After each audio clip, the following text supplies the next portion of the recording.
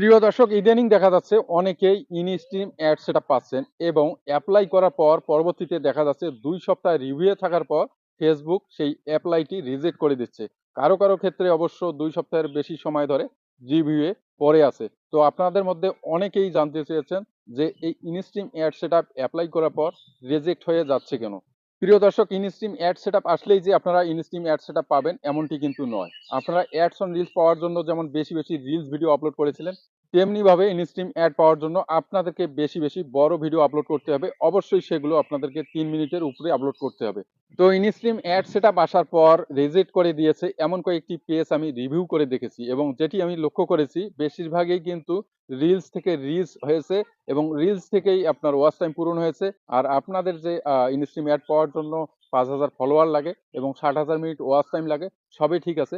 কিন্তু আপনারা তেমন পর্যাপ্ত বড় ধরনের ভিডিও আপলোড করেননি। যার ফলে কিন্তু আপনাদের ইনস্ট্রিম অ্যাড অ্যাপ্লাইটি ফেসবুক রিভিউ করার পর আপনার পেজটি রিভিউ করার পর সেটি রিজেক্ট করে দিয়েছে। আপনাদেরকে ইনস্ট্রিম অ্যাড পেতে গেলে আপনারা যেমন বেশি, বেশি রিলস ভিডিও আপলোড করেছিলেন, একইভাবে আপনাদেরকে লং ভিডিও আপলোড করতে হবে বেশি, বেশি করে এবং আপনার ভিডিওগুলোতে রিচ বেশি থাকতে হবে এবং আপনাদের পেজে যদি দেখা যাচ্ছে ৪০টি, ৫০টি কিংবা এর বেশি বড় ভিডিও আপলোড করা থাকে, তাহলে আপনাদের ইনস্ট্রিম অ্যাড সেটআপ পাওয়ার সম্ভাবনা দ্বিগুণ বেড়ে যাবে। তো এই ছিল আজকে, আশা করি বুঝতে পেরেছেন। ধন্যবাদ।